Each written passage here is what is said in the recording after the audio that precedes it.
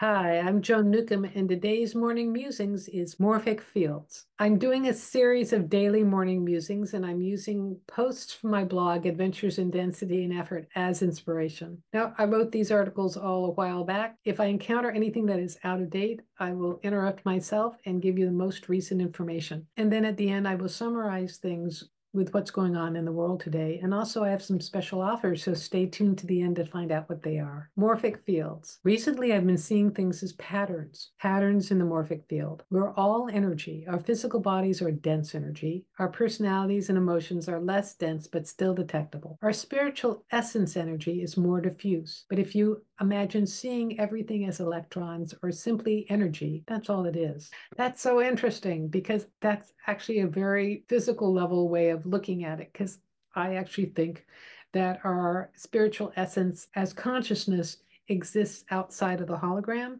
so you can't measure it in electrons. We exist in morphic fields, which are unseen but definitely felt. Energy patterns will waft through our reality, affecting our feelings and our behavior as well. Groups have morphic fields, which will include different roles.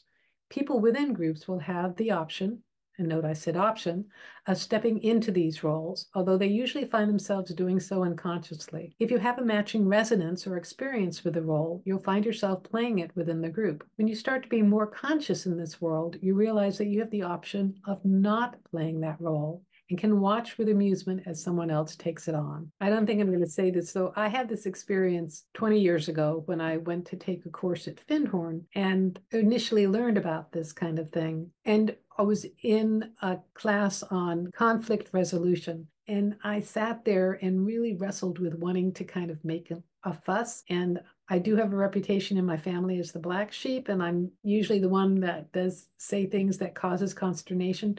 So I made a conscious choice in that class to not do that. As I sat there, a person sitting 2 chairs away from me stood up and made a fuss. I thought, oh, that's so interesting. The energy in the morphic field passed me by. Now, my mother died 10 years ago, so I obviously wrote this before then. It says, recently I visited my mother and noticed the energy within her house as a very distinct and slow moving energy. She's rented her place for at least 20 years and retired about 11 years ago. Any place that's been occupied for a long time will have a settled energy, and it's even more so with my mother's house. Diseases have morphic fields, and dysfunctional families do as well. Western medicine has a morphic field. Years ago, I was diagnosed with a uterine fibroid. The standard procedure at the time was a hysterectomy. I felt like I was being railroaded to having one, and it took quite a bit of effort to step out of the energy flow. And when I did, new possibilities appeared, and my symptoms stopped, and now everything is normal, all without surgery or medication. Which is actually true. I just learned to change my diet and it shrank my fibroid, and I learned to live with it. And 65 years old, and I still have a uterus. Not that it's doing anything. Family patterns are morphic fields, also known as miasms. People from certain backgrounds will keep finding family patterns arising in new relationships or in the workplace as they haven't completely cleared themselves of the energy of their history. The acceleration of energy at this time is lighting up the denser patterns, making them more obvious. Now, I grew up in Washington, D.C. I visited my mother there, and I wrote, having just come back, it was interesting to notice and learn from talking to people who work and live there how the impending changes have been affecting them. And little did I know, 3 years later, I would move to DC to take care of my mother because she actually had Alzheimer's. It was very interesting to be living 10 miles from the White House. And we went through a whole other administration after that. And that would have been a very interesting time to be there. No way am I ever going to live there again. It is just not in my resonance, and I have more interesting places to go.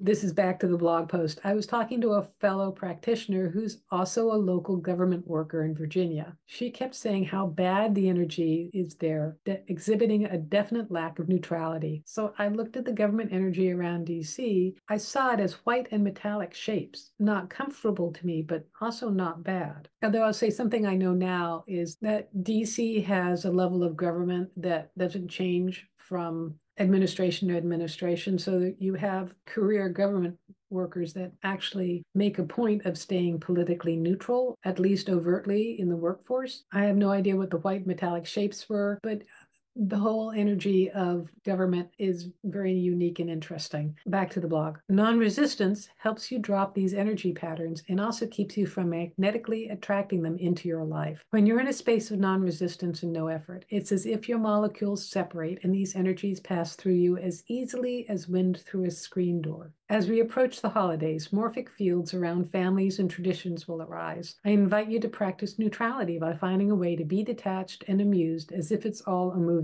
and see how different your experiences are this year. So it's very similar to what's going on now, and we actually are going into a whole other holiday season. There's always holidays. There's vacation times. There's times when we interact with our families and we don't. And also there's always politics and things we agree with our family and things we don't agree with our family. And it certainly has felt like it's been getting more and more extreme. So perhaps the suggestion is to act like you're on a movie set and give yourself permission to react or not react to whatever's going on. Living within the hologram is really like the Truman Show. It is like being on a movie set, even though reality is physically real and meant to be physically experienced. It's still a creation of consciousness, and things can unfold in your favor. So if you've had any experiences about this, please share them in the comments below. I love to read your comments. If you want a free sample of one of my consciousness techniques, click below on the skybox technique. It'll give you an expanded perspective of your life. And if you want to know more, go to my website, joan-newcomb.com. I have individual sessions that I can take a look at the essence of who you are and what's going on in your life today, and I can answer any questions you might have and even help you make some energetic transformations. And if you want to know how to do this for yourself, go to my website, joan-newcomb.com, and sign up for my coaching special. It's tailor-made just for you, and I work with you one-on-one and give you specific consciousness techniques for you to transform your life. So go to my website, joan-newcomb.com, and I'll see you tomorrow in another Morning Musings.